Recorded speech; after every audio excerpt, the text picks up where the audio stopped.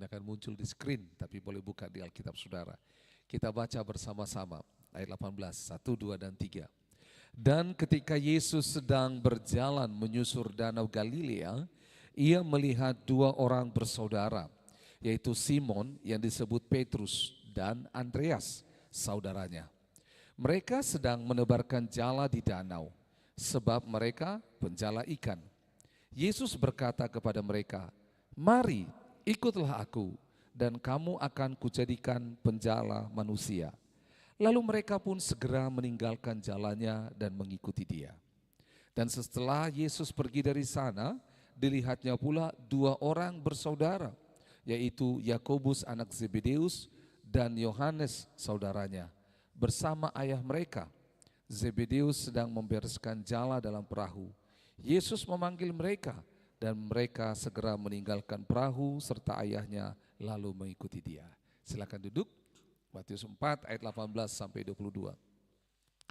Nah, Bapak Ibu Saudara, kita bersyukur karena kitab Injil yang secara khusus dikatakan Injil sinoptis, ya, yaitu Matius, Markus, Lukas, dan Yohanes.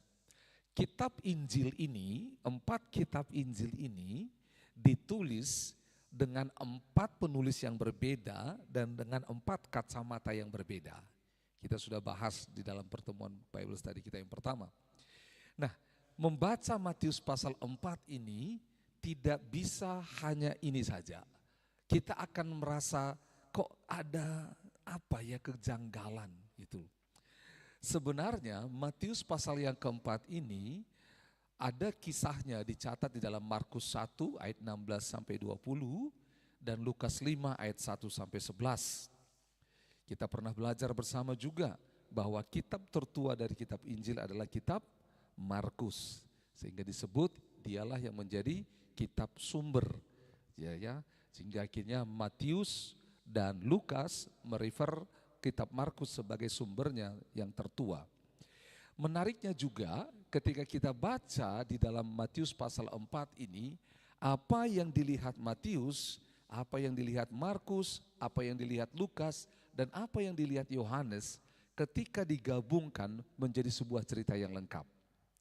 Contoh, di sini tidak diberitahu sebelumnya apa yang dilakukan oleh Yesus. Hanya diberitahu bahwa Yesus setelah dia dibaptis, dicobai di padang gurun, lalu dia meninggalkan Nazaret, diam di Kapernaum, di tepi danau di daerah Zebulon dan Naftali. Nah, terus habis itu dikatakan sejak waktu itu Yesus memberitakan bertobatlah sebab kerajaan sorga sudah dekat. Kita tidak tahu apa yang dilakukan Yesus. Sebenarnya kita tahu apa yang dilakukan Yesus kalau kita baca di kitab Yohanes pasal 1. Bagaimana Yesus di Yohanes pasal 1 muncul dan di situ dia melihat bagaimana Yohanes Pembaptis sedang membaptis orang-orang yang datang padanya. Dan kita tahu pula di situ peristiwa di mana murid-murid yang pertama dipanggil ini yang disebut di sini yaitu Simon, Andreas, terus dikatakan lagi Yakobus dan Yohanes. Bagaimana mereka ini menjadi murid yang pertama? Itu didasari sebuah kisah atau peristiwa di dalam Yohanes pasal 1. Coba kita lihat Yohanes pasal 1 dan nanti saudara akan mulai mengerti. Lihat apa yang terjadi. Kitab Yohanes pasal 1 di ayat yang ke-29. Pada keesokan harinya Yohanes melihat Yesus datang kepadanya. Ini Yohanes Pembaptis. Dan ia berkata, "Lihatlah anak domba Allah yang menghapus dosa dunia." Jadi Yohanes Pembaptis pada waktu itu adalah sosok seorang yang membawa suara kenabian dari Yesaya, ya, yang berkata ada suara yang berseru-seru di padang gurun, persiapkanlah jalan. Dan akhirnya kita tahu sama-sama. Nah saudara, Yohanes menjelaskan siapa Yesus itu. Dia itu dikatakan anak domba yang hapus dosa seluruh dunia. Baru lagi dia 30 dikatakan dia datang mendahului aku, mendahului Yohanes Pembaptis maksudnya. Dia sudah ada sebelum aku. Dia 31 dikatakan bahkan Yohanes Pembaptis tidak layak untuk membuka kasutnya, dikatakan dia datang untuk baptis dengan air, tapi Yesus ini akan datang membaptis dengan api, dengan Roh Kudus. Nah, seperti itu. Nah, waktu Yohanes Pembaptis memperkenalkan Yesus, di sana sudah ada murid-murid yang kita sebut tadi. Buktinya, lihat salah satunya, lihat ya, di ayat 35. Pada keesokan harinya Yohanes berdiri pula di situ dengan 2 orang muridnya. Berapa muridnya? Dan ketika ia melihat Yesus lewat, ia berkata, lihatlah anak domba Allah. Ketika murid itu mendengar apa yang dikatakannya itu, lalu mereka pergi mengikuti Yesus. Lihat siapa murid ini. Tetapi Yesus menoleh ke belakang, ia melihat bahwa mereka mengikuti dia, lalu berkata kepada mereka, apakah yang kamu cari? Kata mereka kepadanya, Rabi, artinya guru, di manakah engkau tinggal? Ia berkata kepada mereka, Yohanes 1:39 sekarang, marilah dan kamu akan melihatnya. Mereka pun datang dan melihat di mana ia tinggal. Dan hari itu ia tinggal bersama-sama dengan dia, waktu kita pulang 4. Salah seorang dari keduanya yang mendengar perkataan Yohanes, lalu mengikuti Yesus. Siapa? Andreas, saudara Simon Petrus. Jadi lihat ayat 41. Andreas mula-mula bertemu dengan Simon, saudaranya, dan ia berkata kepadanya, kami telah menemukan Mesias. Artinya siapa? Kristus. Jadi 2 murid ini adalah pertama Yohanes. Kedua murid ini pertama ada disebut Andreas. Dan dia berkata, waktu pada zaman Yohanes Pembaptis muncul, Andreas sudah memberi diri menjadi murid daripada Yesus. Karena kalau kita baca ini terus nanti sampai habis di Yohanes pasal 1, Andreas akan pamit kepada Yohanes Pembaptis dan dia akan mengikuti Yesus.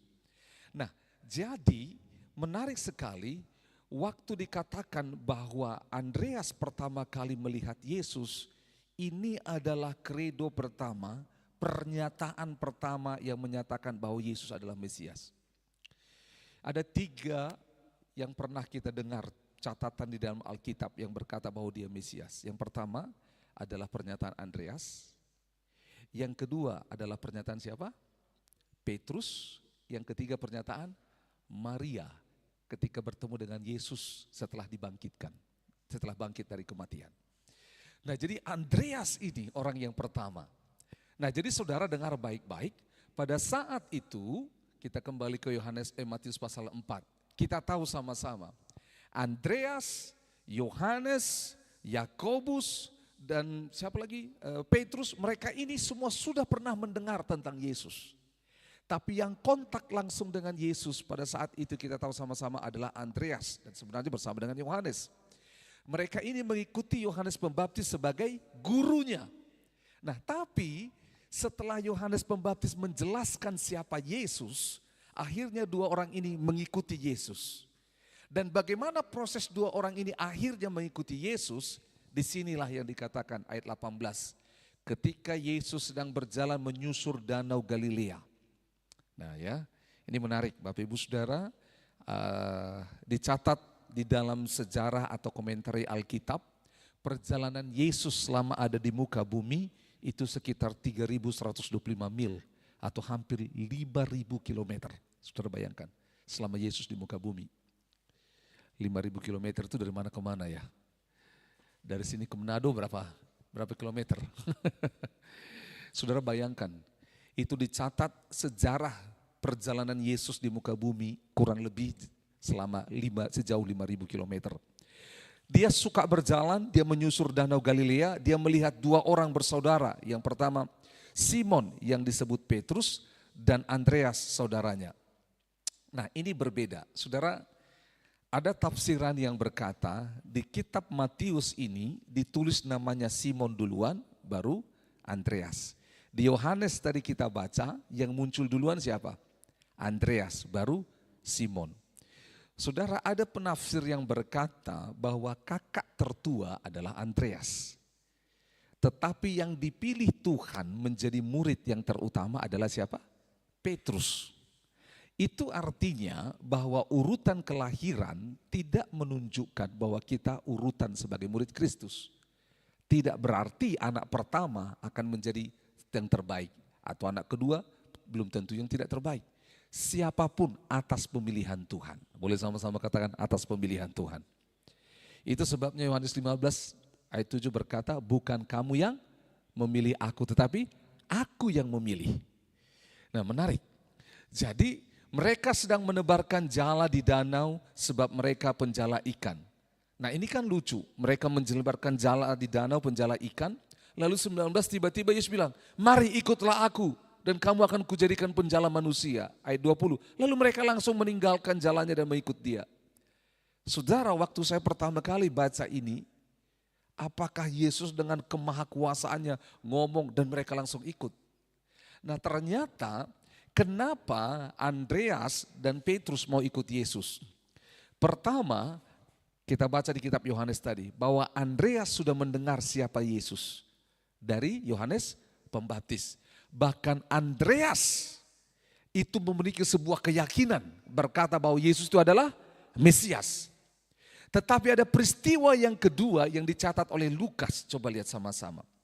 Lukas pasal 5, peristiwa ini hanya dicatat oleh Injil Lukas yang membuat akhirnya bagaimana Andreas, Petrus, bahkan Yakobus dan Yohanes mengikuti Yesus. Lukas pasal 5 ayat 1. Pada satu kali Yesus berdiri di pantai danau Genesaret. Nah, kalau tadi di sini disebut pantai apa? Danau apa?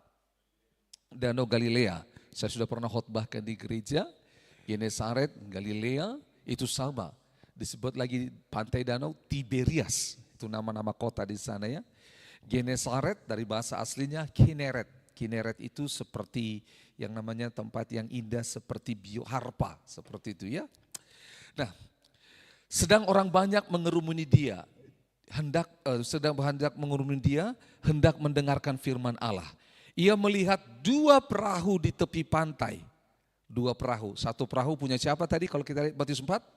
Andreas dan Simon Petrus. Satu lagi Yakobus dan Yohanes. Jadi lihat ya. Itu sebabnya kitab Injil ini saling melengkapi. Lalu dikatakan ayat 2, nelayan-nelayannya telah turun dan sedang membasuh jalannya. 3. Ia naik ke dalam salah satu perahu itu, yaitu perahu siapa? Simon. Dan menyuruh dia supaya menolakkan perahunya sedikit jauh dari pantai. Lalu ia duduk dan mengajar orang banyak dari atas perahu.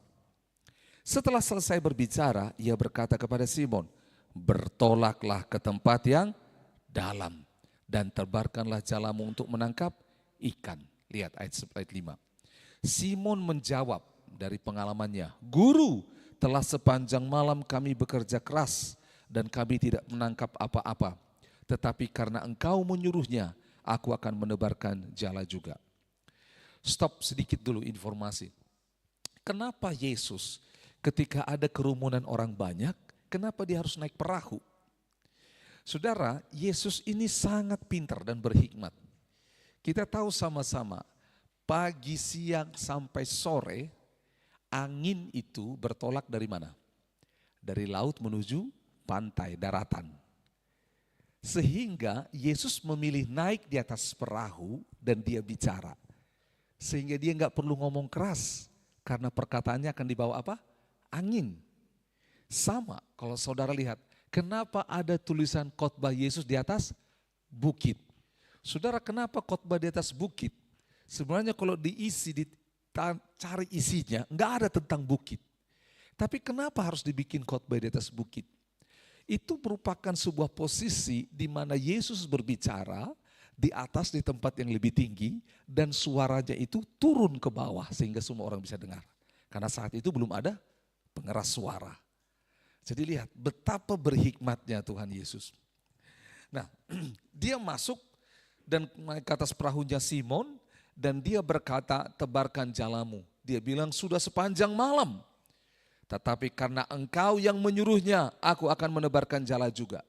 Saya tanya sama saudara, kalau kita hanya baca Lukas 5, tidak membaca Yohanes 1 tadi, kira-kira menurut saudara, apakah Petrus atau Simon mau untuk melaut lagi, mau lagi untuk menangkap ikan? Dia nggak akan mau. Betul? Karena apa? Coba. Yesus nggak punya pengalaman soal sebagai nelayan. Dia pengalaman sebagai apa? Tukang kayu, karena bapaknya tukang kayu. Supaya saudara kepahami bersama, bahwa keluarga daripada Andreas dan Petrus ini adalah keluarga yang sangat terkenal sebagai nelayan yang hebat. Mereka ini penangkap ikan yang baik. Mereka ini tanda kutip punya kekayaan dengan menangkap ikan. Salah satu rasul yaitu Petrus ini dianggap sebagai orang kaya, makanya rumahnya besar. Masih ingat bagaimana orang disembuhkan dengan membuka apa?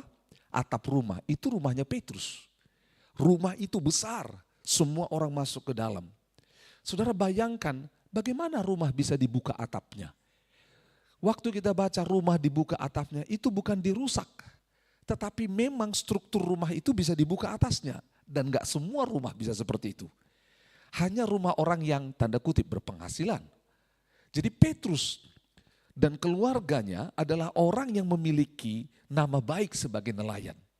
Dan kalau dia tidak tahu siapa Yesus yang diberitahukan Andreas sebelumnya, dia gak akan mau. Siapa ini?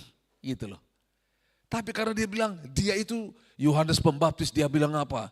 Dia adalah anak domba yang menghapus dosa seluruh dunia. Dia sudah ada sebelum aku ada. Bahkan membuka tali kasutnya pun aku tidak layak. Aku membaptis dengan air, dia akan membaptismu dengan api. Wah, jadi kita sudah paham. Lalu diteguhkan lagi Andreas. Andreas bilang, Petrus, kami udah ketemu Mesias. Saudara, kalau kita dengar Mesias biasa-biasa. Tapi kalau orang Yahudi dengar kata Mesias, itu merupakan sebuah lonjakan di hati mereka. Karena doa mereka setiap hari adalah, berikan kami Mesias. Karena mereka menantikan Mesias menolong mereka untuk lepas dari perbudakan. Untuk menolong mereka selesai dari masalah-masalah yang dihadapi. Itu sebabnya waktu lelah, dia sudah capek. Lalu Yesus berkata, Simon, bertolak ke tempat yang dalam dan tebarkanlah jalamu untuk menangkap ikan. Lihat apa kata Simon. Guru. Dia panggil langsung guru. Kita baca tadi di dalam Yohanes 1 dibilang apa? Rabi. Saudara dengar baik. Ini menarik. Saya menyelidiki kata guru ini, rabi ini. Kadang-kadang kata rabi dan Lord, Tuhan ini kadang-kadang dipakai berganti-gantian. Kita dalam khotbah 2 minggu yang lalu, sewaktu pemuda kaya itu datang kepada Yesus, dia panggil Yesus apa? Guru yang baik. Yesus bilang hanya satu yang baik, yaitu Allah. Tapi dia memanggil Yesus dengan sebutan apa? Guru. Saudara, pada zaman yang namanya pencatatan Alkitab ini, zaman Yesus, ketika berbicara tentang kepada seseorang guru, artinya apa? Bukan seperti Pak Guru, Ibu Guru, tidak. Kita nggak bisa panggil semua orang guru pada zaman itu. Nggak bisa panggil semua orang dengan sebutan rabi, nggak bisa. Jadi yang bisa melakukan itu adalah ya guru dan muridnya. Jadi sebenarnya Simon sedang memposisikan diri sebagai orang yang mau mengikuti Yesus. Karena banyak orang, makanya kata Yesus kepada kepada orang kaya itu, yang kaya itu, kamu katakan aku guru dan kamu katakan aku baik. Oke, dijelaskan. Disuruh juallah hartamu, enggak dilakukan. Itu sebabnya dia berkata, aku bukan gurumu karena engkau tidak mentaati apa yang kulakukan. Jadi kata rabi, kata guru itu sangat penting pada zaman itu. Yaitu orang yang membaktikan mau menaati yang namanya gurunya. Ketika disebut kata guru. Makanya dikatakan, guru sepanjang malam, ini alasan udah kerja keras gak dapat apa-apa. Tapi karena engkau yang mengatakannya. Nah itu, inilah yang namanya ketaatan.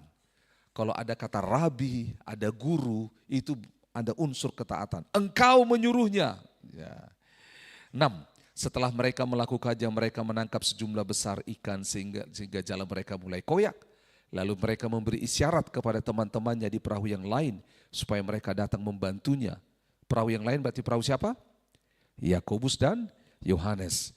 Dan mereka itu datang, lalu mereka bersama-sama mengisi kedua perahu itu dengan ikan hingga hampir tenggelam. 8. Ketika Simon Petrus melihat hal itu, ia pun tersungkur di depan Yesus dan berkata, Tuhan, pergilah daripada aku karena aku ini seorang berdosa. Lihat, Petrus menyadari. Menarik sekali, dia mengganti kata yang namanya guru kepada kata Lord, kepada Tuhan di situ. Ini adalah sebuah keputusan, yaitu kau bisa panggil aku guru seperti yang lain. Tetapi kalau engkau mau menaati aku harus jadi Tuhan dalam hidupmu. Makanya dia panggil Tuhan. Aku enggak layak, aku berdosa. Menarik, ayat 9 dikatakan, sebab ia, yaitu Petrus dan semua orang yang bersama-sama dengan dia takjub oleh banyaknya ikan yang mereka tangkap. Demikian juga Yakobus dan Yohanes, anak-anak Zebedeus yang menjadi teman Simon.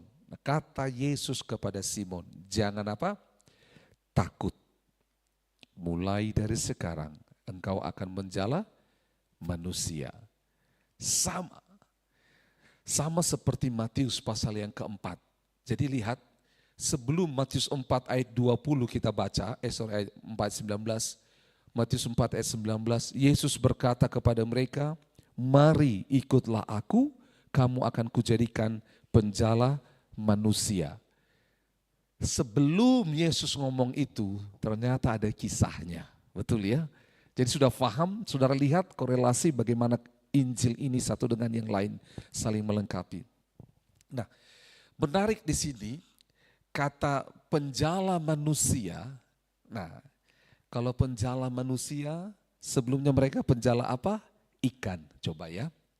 Ikan kalau dijala, ditangkap, ikannya dijual, lalu membuat mereka kaya. Benar ya? Uangnya untuk mereka. Nah, kalau menjala manusia bagaimana? Saudara, ini menarik sekali. Aduh. Kalau kita baca di dalam Lukas pasal yang kelima, di ayat yang ke-10 tadi, ketika Yesus berkata, aku akan menjadikan engkau menjadi penjala manusia. Kata penjala di situ menarik sekali, diterjemahkan bukan hanya sebagai penangkap, tetapi diumpamakan seperti seorang yang menangkap tawanan dan tawanan itu tetap hidup. Nah, itu yang dibuat. Jadi bukan menangkap untuk mati seperti menangkap ikan. Paham ya? Jadi ketika dikatakan menangkap di situ menjadi penjala manusia. Jadi dikatakan itu dari bahasa aslinya ditangkap seperti kalau berperang tawanannya ditangkap tapi hidup dan dijadikan sandera. Nah, ini ketika di dalam Lukas atau Matius ketika penjala manusia dikatakan di sini bukan hanya bicara tentang menangkap seperti menangkap ikan, tetapi menangkap untuk memberi kehidupan. Di dalam bahasa Yunaninya zoarge. Jadi ada dari zoe yaitu kehidupan. Baru argoah itu artinya apa? Menangkap, hidup. Itulah sebabnya para murid ini dipanggil oleh Yesus menangkap orang-orang, bertemu dengan orang-orang untuk memberi kehidupan. Itu maksudnya. Jadi bukan seperti ikan ditangkap untuk mati, tidak. Tetapi ditangkap untuk memberi kehidupan bagi mereka. Tentunya kehidupan siapa? Kehidupan Yesus. Nah, ketika kita baca di ayat 19, Yesus berkata kepada mereka, mari ikutlah aku dan kamu akan kujadikan penjala manusia. Saudara, bahasa Indonesia kita dengan bahasa Inggris ataupun dengan bahasa aslinya sedikit berbeda di dalam tenses atau penempatannya. Kalau di ayat 19 ini, mari ikutlah aku dan kamu akan kujadikan penjala manusia. Sementara dalam bahasa aslinya sama seperti bahasa Inggris dikatakan, mari datanglah, ikutlah aku dan aku aku akan menjadikan kamu penjala manusia. Kenapa ini penting? Karena kalau di sini kamu akan kujadikan penjala manusia. Seakan-akan pada saat itu intinya adalah kamu. Kalau bahasa aslinya adalah aku, yaitu Tuhan sendiri. Tuhan sendiri. Sehingga akhirnya pemahaman ini menyadarkan kita bahwa kualifikasi untuk menjadi murid bukan tentang kita, tapi tentang siapa? Tentang Dia. Kalau dikatakan kamu akan kujadikan penjala manusia, seakan-akan Yesus hanya melihat dia. Dia seorang nelayan, handal, berani, terpandang. Oh, ini kualifikasi dia. Tetapi dalam bahasa aslinya adalah dan aku, gitu loh. Dan kujadikan. Nah, kata ikutlah aku, bahasa aslinya itu bukan ikutlah aku, tetapi apa? Datang di belakangku. Kalau ikut kan saudara tahu sama-sama, mau nggak ikut ke Malino? Mau, pergi ikut. Terserah dia mau duduk di mana, betul? Yang penting ketemu sama-sama di Malino. Tapi kalau di sini kata ikutlah aku, itu artinya apa? Berjalan di belakangku. Gitu loh. Itu sebabnya bahasa Inggrisnya berkata follow. Kalau follow itu ada yang di depan, kita ngekor dari belakang. Bahasa aslinya itu ngekor. Tahu ya ngekor ya? Yang di depan ke kiri, kita kemana? Ke kiri. Yang depan ke kanan, kita ke kanan. Kata inilah yang dipakai oleh Rasul Paulus. Ikutilah teladanku seperti aku meneladani Kristus. Jadi lihat. Jadi kata ikutlah aku di belakangku. Ini penting. Ada seorang pengajar menjelaskan kenapa ini penting. Dan saya baru sadar juga. Saudara, di Matius pasal 16, setelah Yesus berkata, siapakah aku menurut banyak orang? Menurut banyak orang kau adalah siapa? Salah seorang daripada nabi dan seterusnya. Lalu Yesus berkata, menurut kamu siapakah aku?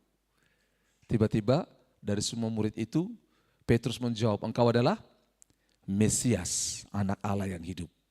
Lalu Yesus memuji dia, berbahagialah kau Simon bin Yunus, sebab bukan manusia yang menyatakannya kepadamu, tapi Bapakku. Oke. Setelah itu Yesus ngomong apa? Ketahuilah, sudah waktunya anak manusia akan diserahkan. Wih, apa yang dilakukan oleh Petrus? Dia menarik Yesus dan berkata, itu tidak akan terjadi. Itulah, sekali-kali itu tidak akan terjadi. Saudara, apa yang dilakukan oleh Yesus? Yesus berkata apa? Enyahlah. Gitu loh.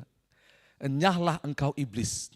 Saudara tahu, menarik kata enyahlah, di Indonesia dikatakan enyahlah. Di dalam bahasa Inggris itu sangat menarik dan masuk ke sini. Di dalam bahasa Inggris dikatakan go behind me. Jadi ke belakangku. Jadi Petrus itu sedang berada di posisi depan menghalangi perjalanan Yesus menuju salib. Sejak dari awal Yesus sudah bilang, Petrus posisimu di mana? Di belakangku, ngikuti aku. Tiba-tiba Petrus berjeli di depan dan menghalangi jalan Yesus. Makanya Yesus berkata, enyahlah. Ternyata kata enyahlah itu adalah go behind me. Engkau ke belakangku, bukan di depanku. Sejak dari awal aku memilihmu supaya engkau follow me di belakangku. Saya waktu membaca hal ini, wah iya ya. Jadi saudara dengar baik-baik. Menarik sekali Yesus ini. Dia koreksi muridnya, tempatmu bukan di situ. Di belakang kau aman, kalau di depan bahaya. Karena apa? Yesuslah sang gembala yang berjalan di depan, betul? Jadi mengapa berkata ikutlah aku ini penting? Karena ternyata ini yang menjadi rujukan ketika Petrus salah ambil posisi tidak mengikuti Yesus. Dia berjalan di depan Yesus. Nah, itu sebabnya ketika kita membaca Alkitab, kita lihat bagaimana firman ini satu dengan yang lain saling kait mengait. Nah, ini menarik Ketika Yesus berkata, "Kujadikan penjala manusia," berarti mereka itu sedang berubah semuanya. Berubah tujuannya. Yang dulu ikan, sekarang manusia. Yang dulu mereka menjala sesuai dengan musim, sekarang mereka menjala sesuai dengan agenda Yesus. Gitu loh. Jadi berubah. Itu sebabnya ayat 20 dikatakan, lalu mereka pun segera meninggalkan jalannya dan mengikuti dia. Dengar baik-baik, tidak serta-merta langsung.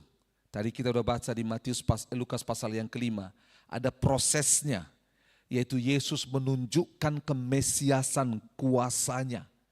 Dan yang kedua, bagaimana Petrus meresponinya dengan baik. Dia berkata apa? Aku tidak layak. Betul?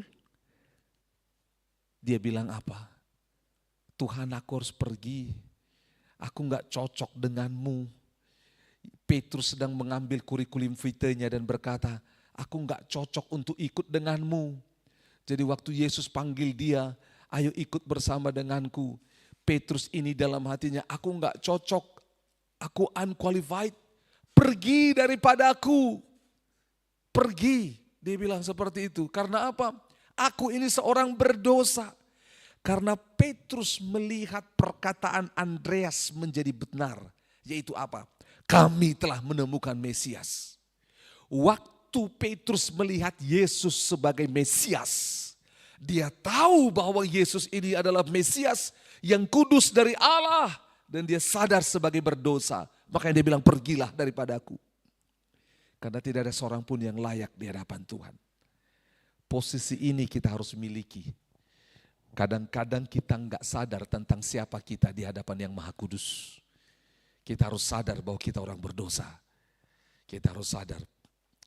Lanjut, menarik ketika dia berkata, Yesus, dia lalu segera pun meninggalkan jalannya dan mengikuti dia. Ayat 21, saudara lihat, tadi berapa perahu yang kita pelajari sama-sama untuk menangkap ikan itu? 2 perahu. Lalu ditinggalkan perahunya, siapa yang urus? Lihat ayat 21. Dan setelah Yesus pergi dari sana, dilihatnya pula 2 orang bersaudara, yaitu siapa?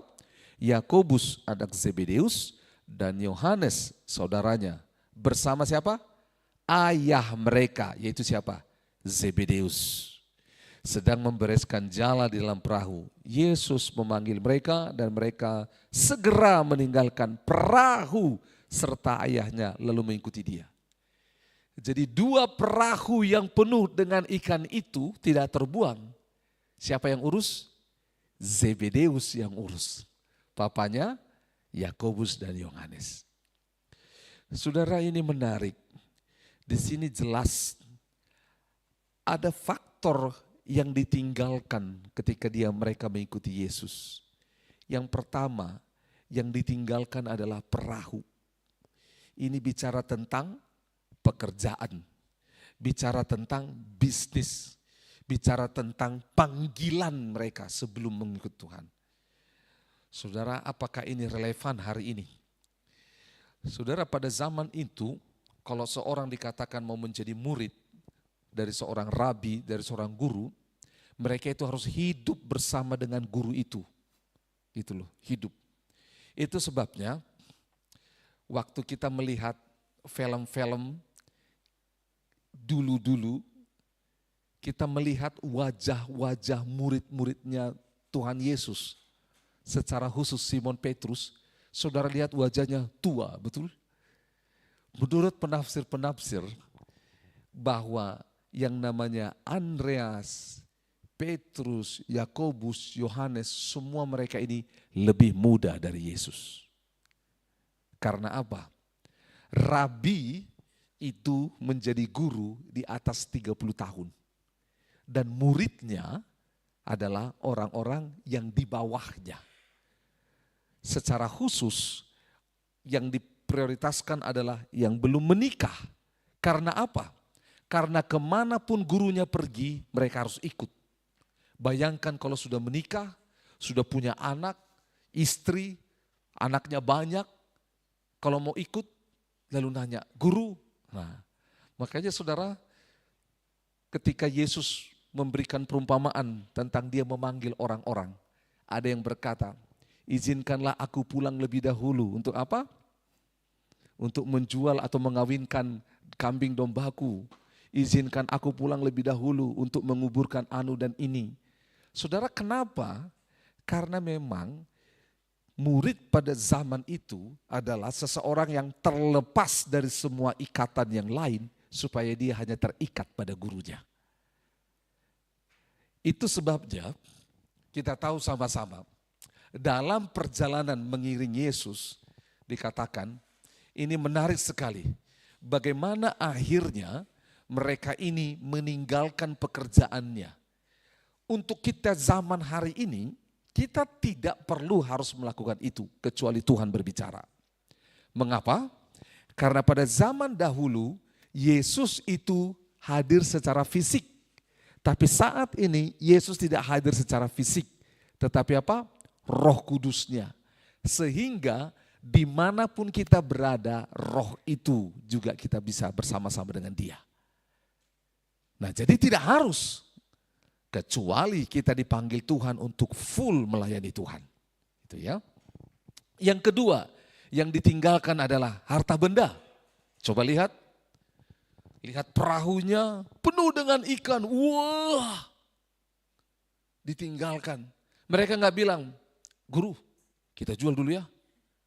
Kenapa? Biaya perjalanan nanti. Masa ikut Yesus kantong bokeh gitu loh. Adalah modal dikit guru, betul? Saudara, dari hal ini kita paham. Makanya ketika Yesus mengutus muridnya berdua-dua, Yesus bilang apa? Jangan bawa apa-apa, betul? Bawa tongkat, bawa baju saja. Lu karena apa? Seperti ini, tinggalkan hartamu karena apa? Yesus yang menjadi harta mereka. Yesus yang menjadi sumber mereka.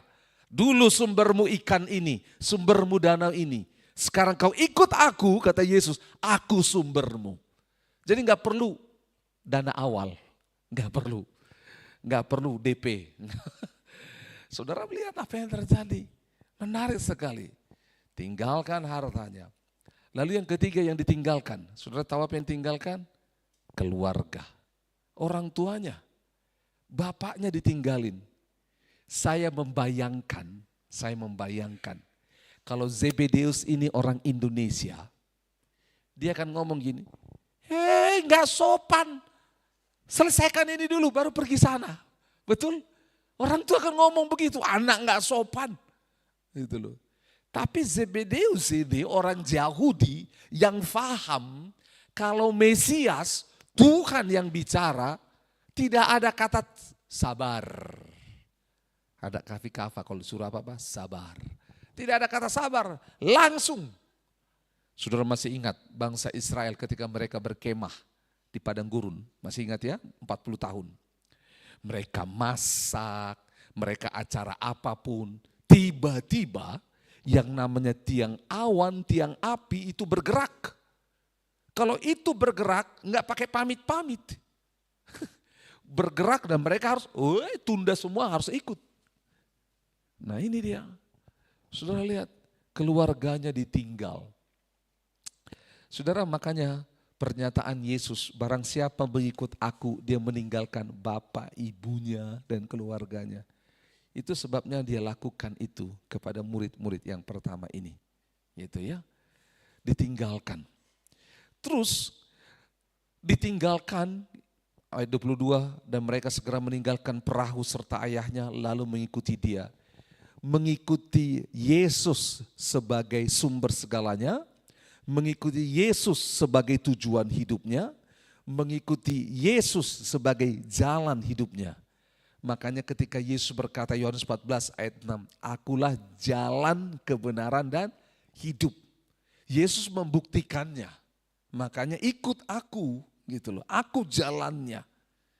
Nah, firman ini menolong kita bersama-sama di dalam Matius pasal 4 ini untuk kita mengerti tentang posisi murid ketika dipanggil oleh Yesus.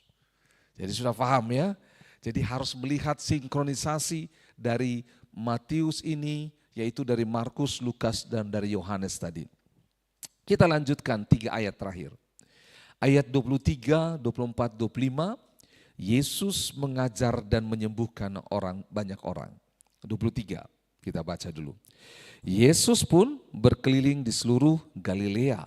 Ia mengajar dalam rumah-rumah ibadat dan memberitakan Injil Kerajaan Allah serta melenyapkan segala penyakit dan kelemahan di antara bangsa itu. Maka tersiarlah berita tentang Dia di seluruh Syria dan dibawalah kepadanya semua orang yang buruk keadaannya, yang menderita pelbagai penyakit dan sengsara, yang kerasukan setan, yang sakit ayan, yang lumpuh, lalu Yesus menyembuhkan mereka. 25. Maka orang banyak berbondong-bondong mengikuti Dia. Mereka datang dari Galilea dan dari Dekapolis, dari Yerusalem dan dari Yudea dan dari seberang Yordan. Sebelum saya jelaskan, kita bergeser ke Lukas pasal 6 ayat 17 sampai 19 supaya lengkap ceritanya. Saudara sudah paham tadi, sudah baca di Matius pasal yang keempat tadi ayat 23 sampai 25. Sekarang Lukas pasal yang ke-6 ayat 17 sampai 19. Lukas 6 ayat 17 sampai 19. Lalu ia turun dengan mereka dan berhenti pada satu tempat yang datar. Di situ berkumpul sejumlah besar dari murid-muridnya dan banyak orang lain yang datang dari seluruh Yudea dan dari Yerusalem dan dari daerah pantai Tirus dan Sidon. 18. Mereka datang untuk mendengarkan Dia dan untuk disembuhkan dari penyakit mereka. Juga mereka yang dirasuk oleh roh-roh jahat beroleh kesembuhan. Dan semua orang banyak itu berusaha menjamah Dia karena ada kuasa yang keluar daripadanya dan semua orang disembuhkannya. Nah, saudara, kita kembali. Menarik. Itu sebabnya di dalam Matius pasal 4 kita temukan di sini 3 pekerjaan utama Yesus. Yang pertama, mengajar. Ini pekerjaan utama Yesus. Mengajar, teaching. Yang kedua, memberitakan Injil Kerajaan Allah, preaching. Yang ketiga adalah menyembuhkan dari segala penyakit, healing. Teaching, preaching, and healing. Nah, ini merupakan runtutan dari pekerjaan Yesus. Yang terakhir itu menyembuhkan. Karena Dia mau orang itu diajar, imannya dibangun, lalu menerima Injil Kerajaan Allah, tinggal di dalamnya, lalu kuasa Injil itu menyembuhkan. Itu sebabnya kalau pelayanan kesembuhan tidak disertai dengan pengajaran dan pemberitaan Injil, maka sekalipun memakai nama Yesus, itu akan seperti dukun.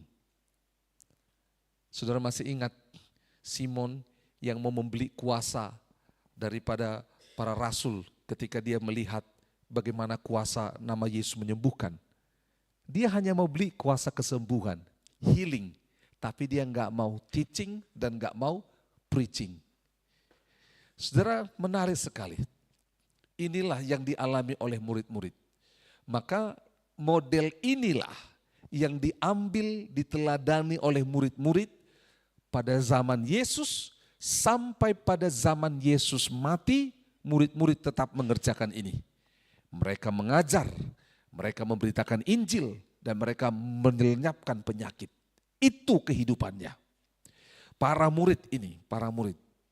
Saudara, di sini menarik sekali. Tadi dikatakan di ayat yang ke-24, tersiarlah berita tentang Dia di seluruh Syria dan dibawalah kepadanya semua orang yang buruk keadaannya. Saudara dengar baik-baik. Kata Syria di sini, sementara di dalam kitab Lukas pasal yang ke-6, disebut itu ada daerah-daerah sekitar Syria yang disebut dengan Tirus dan disebut dengan Sidon.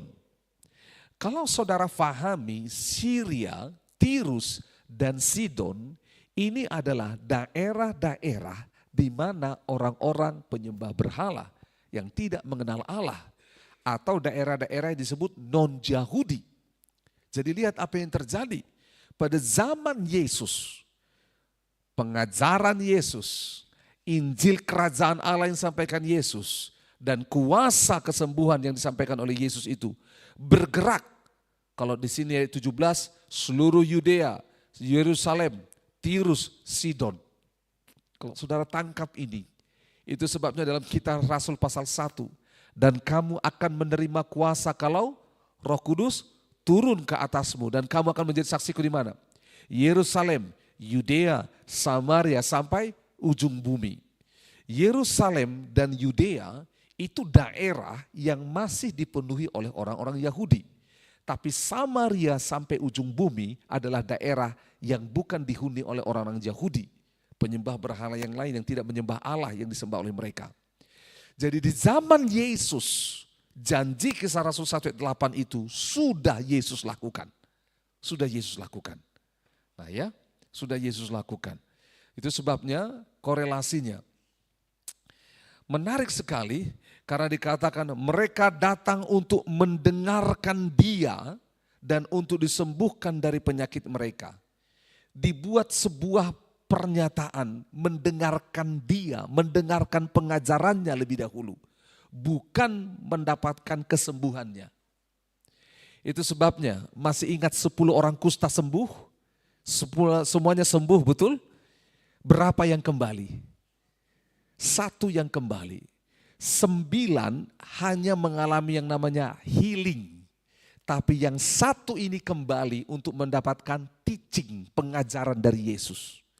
Makanya apa yang dikatakan oleh Yesus kepada yang 1 orang ini, kau bukan hanya sembuh tetapi hidupmu apa? Sempurna. Ada orang hanya mendapatkan kesembuhan tapi enggak mendapatkan pengajaran, enggak mendapatkan iman, tidak mendapatkan kuasa Yesus itu. Ya. Menarik ya. Bahkan dikatakan di sini juga mereka yang dirasuk oleh roh-roh jahat beroleh kesembuhan.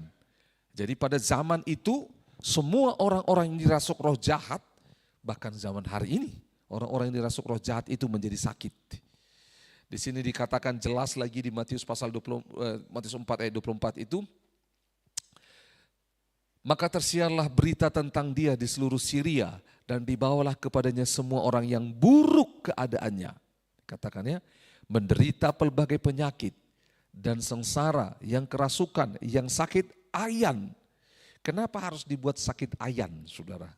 Karena pada zaman itu sakit ayan gak ada obatnya. Dan zaman itu sakit ayan dikategorikan sakit yang dibuat oleh roh jahat. Dan yang lumpuh, lalu Yesus menyembuhkan mereka. 25, maka orang banyak berbondong-bondong mengikuti dia. Mereka datang dari Galilea dan dari Dekapolis. Saudara tahu Dekapolis artinya apa? 10 kota datang dari Dekapolis, dari Yerusalem dan dari Yudea dan dari seberang Yordan. Itu sebabnya, saudara masih ingat Yesus dalam perjalanannya, sewaktu nanti bersama dengan murid-murid lalu mau menyeberang Danau Galilea, ketemu dengan orang yang kerasukan setan. Lalu orang yang kerasukan setan ini disembuhkan. Setelah sembuh dia bilang aku mau ikut Yesus. Yesus bilang enggak, pulanglah. Dan akhirnya kita dengar sama-sama bagaimana Dekapolis mendengar Injil. Dengar baik-baik. Jadi itu bukan kerjaan sendiri daripada si orang yang kerasukan setan itu. Tapi orang-orang yang dari Dekapolis sudah pernah melihat secara langsung Yesus. Mereka sudah lihat Yesus menyembuhkan. Mereka sudah lihat Yesus mengajar. Mereka sudah lihat Yesus melakukan mujizat. Dan tiba-tiba orang gila yang kerasukan setan yang satu kampung tahu.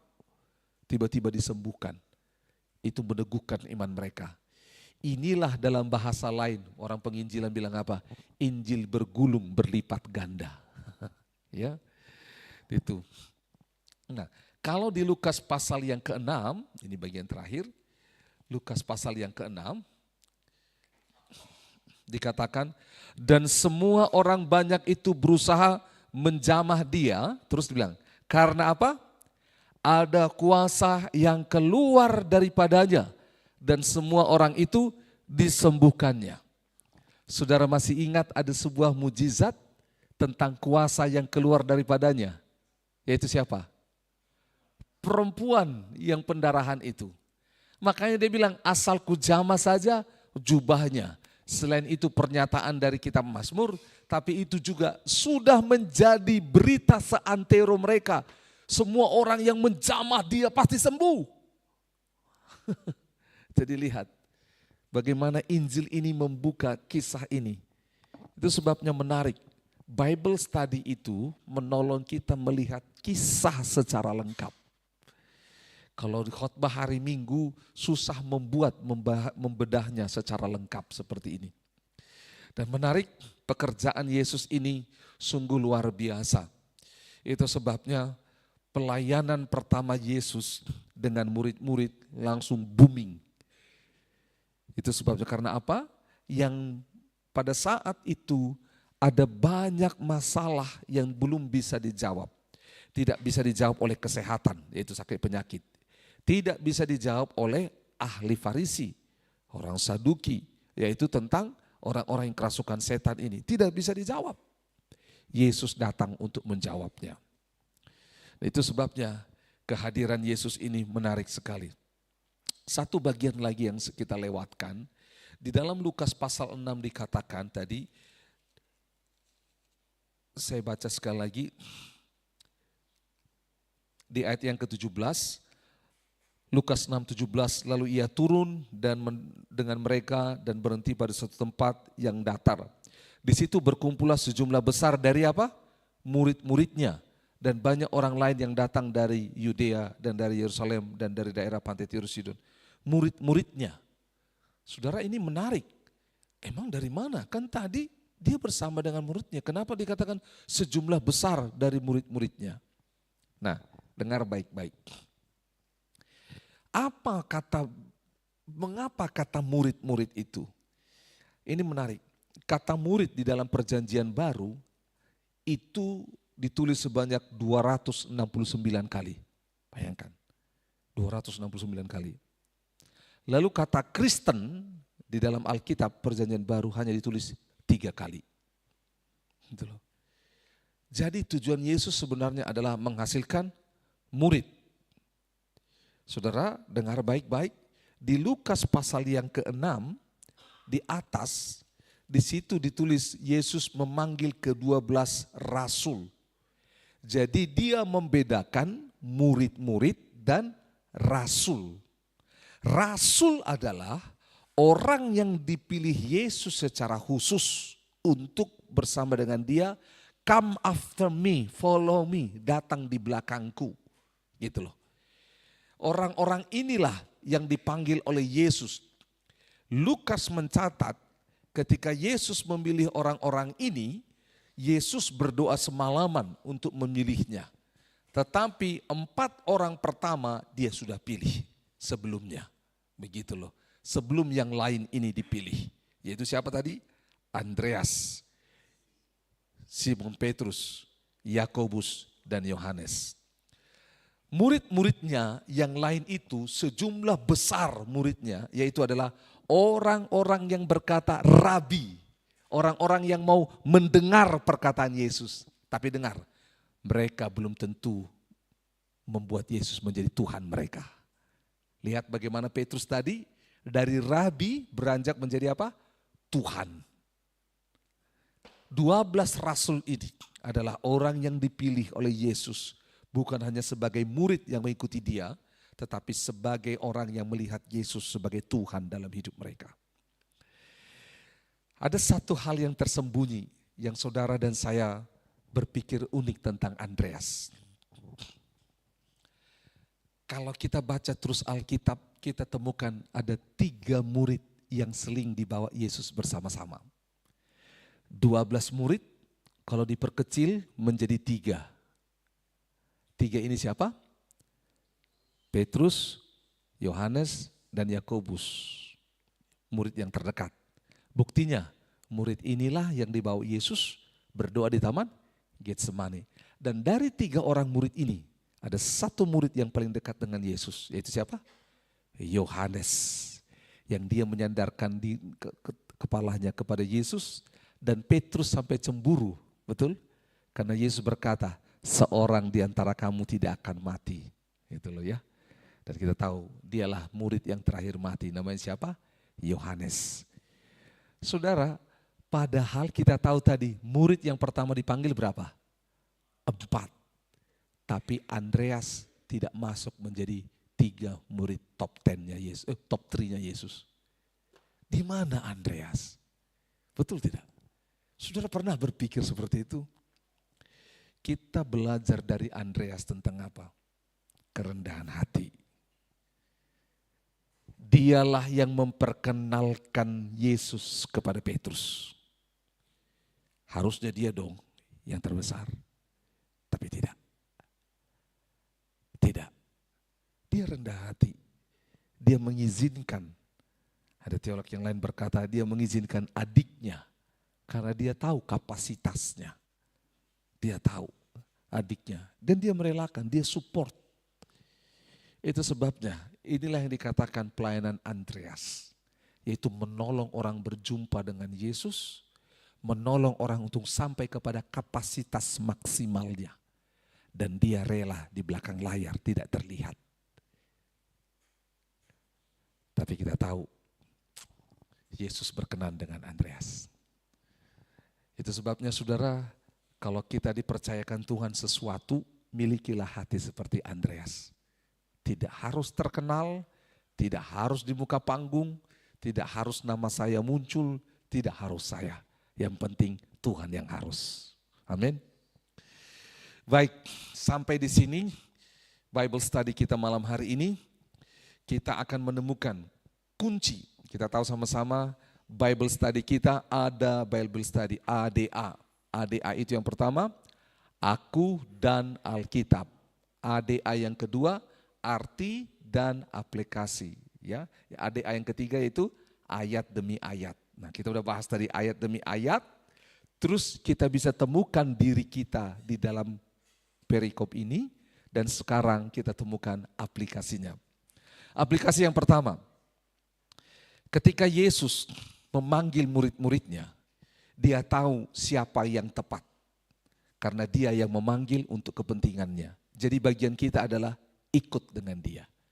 Ketika Yesus memanggil, Yesus gak pernah salah pilih. Itu aplikasi pertama. Kita bisa salah pilih, tapi Yesus tidak pernah salah pilih. Itu yang pertama. Yang kedua, kita harus terbuka kapanpun Yesus panggil. Seperti ini. Mereka tidak dipanggil oleh Yesus di bait suci. Mereka dipanggil Yesus di mana? Sedang bekerja di marketplace. Kadang-kadang orang menerima panggilan Tuhan. Waktu dia kuliah, sekolah, kerja, masak di rumah atau apapun. Kita harus meresponi.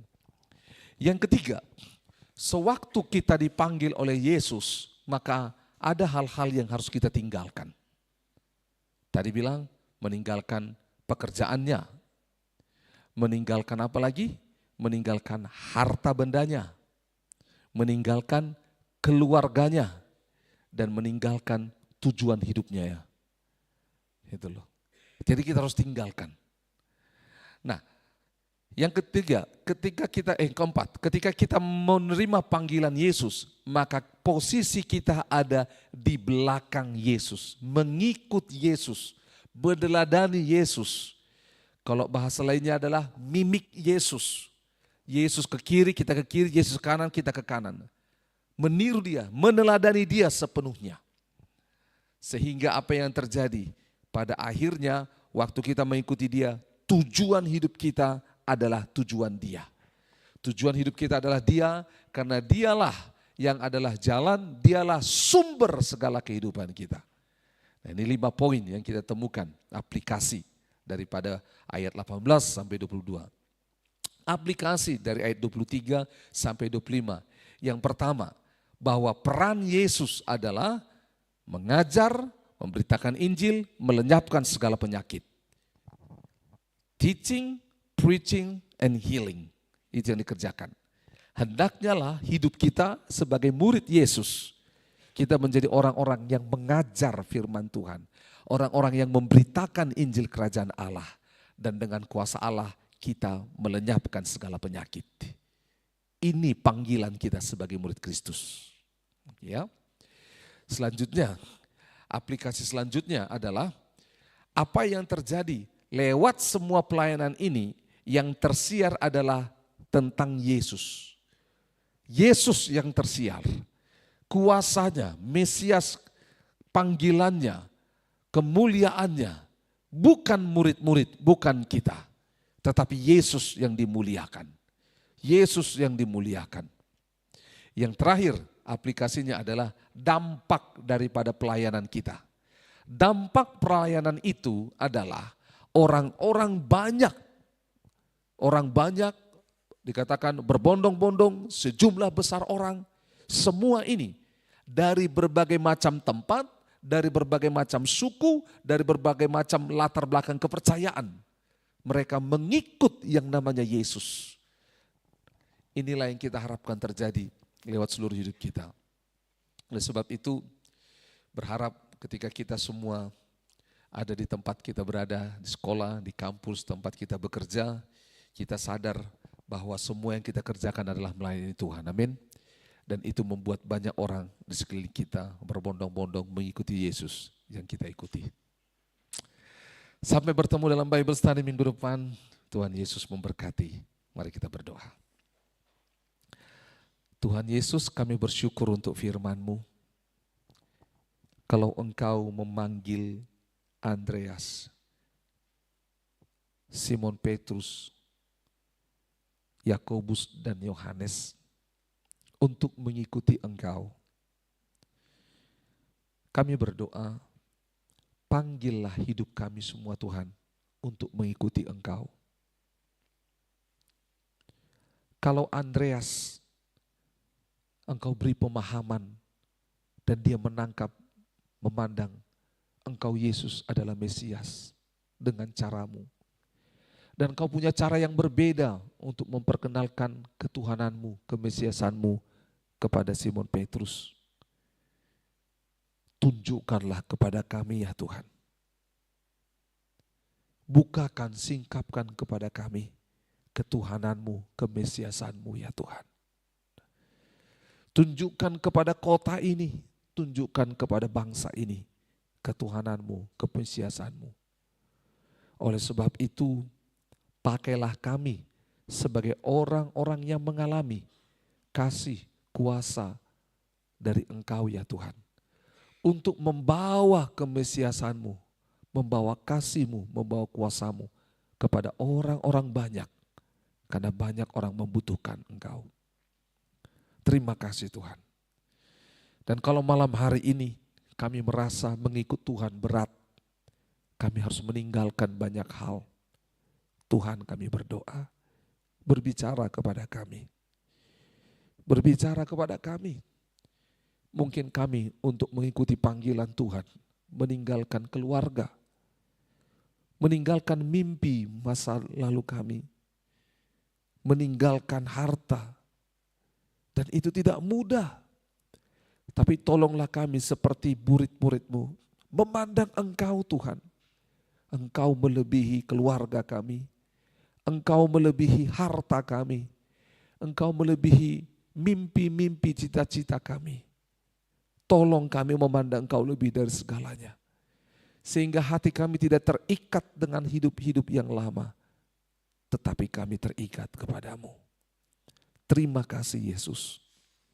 Kami berdoa, tolonglah kami sebagai murid yang mengikuti teladan-Mu ya Tuhan. Dalam perjalanan iman kami, biarlah kami boleh bertumbuh menjadi murid yang dewasa. Kami tidak mau salah, posisi kami harus di belakang-Mu ya Tuhan. Mengikuti Engkau. Terima kasih Engkau mengajarkan kami kisah ini. Sehingga kami tahu bagaimana menempatkan diri kami di hadapan Tuhan. Sebagai orang-orang berdosa, namun sebagai orang yang dipilih Tuhan, yang dikuduskan dan dipakai Tuhan menjadi muridnya urapilah kami ya Tuhan. Supaya kami bisa melakukan hal yang sama seperti yang Kau lakukan. Berikanlah kami pengurapan untuk mengajar. Berikanlah kami pengurapan untuk memberitakan Injil. Berikanlah kami pengurapan untuk menyembuhkan orang-orang yang sakit, melepaskan orang-orang yang kerasukan roh jahat, sehingga nama Tuhan Yesus disiarkan. Terima kasih Bapa, kami rindu boleh mengalami perjalanan hidup sebagai murid Kristus. Terpujilah nama-Mu, di dalam nama Tuhan Yesus Kristus kami berdoa.